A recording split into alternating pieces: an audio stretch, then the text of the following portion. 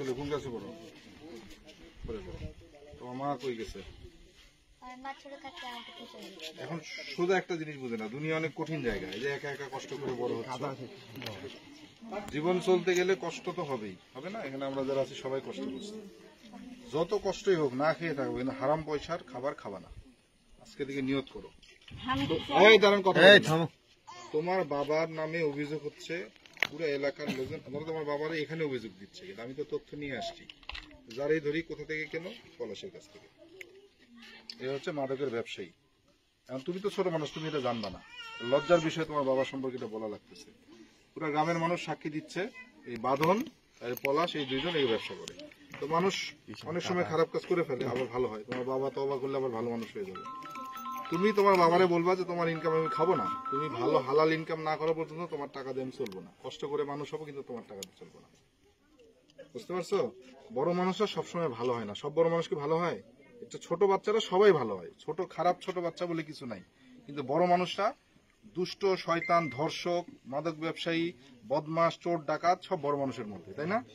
তো মানুষ মাত্র যে ভালো হবে তা তো না। সুতরাং বড় মানুষের কথা সবসময় শোনা যাবে না। এই জন্য বাবারে বলবা যে তুমি হালাল ইনকাম করলে আমাদের খাওয়াবা না, তোমার টাকা আমি খাবো না। বুঝা গেছে? তুমি বললে কাজ হবে এটা। আর স্যার আমি ওই ছোট থেকে তো ওর মা নাই, তো ওর মা ভাতিন উঠে যারা ছেলে দুধ খাওয়া ছাড়া আমি মানুষ করছি। যখন খরচ না থাকে তখন আমি চাইলি আনি গ্রাম থেকে। আপনি সাক্ষী দিল, বাইরের ছেলেটা ঘরে ঢুকতেছে, পরিবেশ নষ্ট হচ্ছে না? এখন আপনাদেরকে মাঠে কেন নিয়ে আসলাম বলি, সবাই লাইন ধরে দাঁড়াবেন, শপথ করবেন আমার সামনে, মাদককে এই এলাকায় নির্মূল করবেন সবাই একসঙ্গে। যদি করেন, আপনাদের একটা সুসংবাদ দিচ্ছি, এই মসজিদে আমি টিন দিয়ে দিই। বুঝা গেছে? জুম্মা সামনে রমজান আসতেছে, আপনারা সবাই মিলে নামাজ পড়বেন, বাচ্চা কাচ্চারা এখানে মক্তব চালু হবে, পড়াশোনা করবেন। আপনারা কি মাদকের সাথে আছেন? ভিডিও করতেছেন? জি স্যার। আপনারা মাদকের সাথে আছেন? কেউ যদি মাদক ব্যবসা করে আমাদেরকে তথ্য দিবেন। মাদক ব্যবসায়ীদেরকে এলাকায় ঢুকতে দিবেন। যদি কেউ মাদক ব্যবসা করার চেষ্টা করে প্রতিহত করবেন সবাই মিলে, পুরুষ মহিলা সবাই, ছেলে বাচ্চা বুড়া সবাই। মাদক যদি ঢুকে ক্ষতিটা কার সবার আগে বলেন? মাদকের কারণে বহিরাগত লোকজন ঢুকতেছে, এলাকার সব ছেলেপেলে নষ্ট হয়ে যাচ্ছে। এই যে কিছুদিন আগে সুমাইয়া নামে একটা মেয়েকে ধর্ষণ করছে না, ছোট্ট একটা বাচ্চা মেয়েকে আপনাদের মতো ইয়াং ছেলেরা ধর্ষণ করবে, এটা তো স্বাভাবিকভাবে এটা সম্ভব না। আবার ধর্ষণ করার সময় সে যখন চিনতে পারছে, তখন মুখের মধ্যে মাটি গুঁজে গলায় ফাঁস দিয়ে মেরে ফেলছে। একটা মানুষের পক্ষে এটা করা সম্ভব? তারপরও করছে কেন? সে মাদকাসক্ত ছিল। মাদক যখন মানুষ নেয় তখন ঘুষ থাকে না।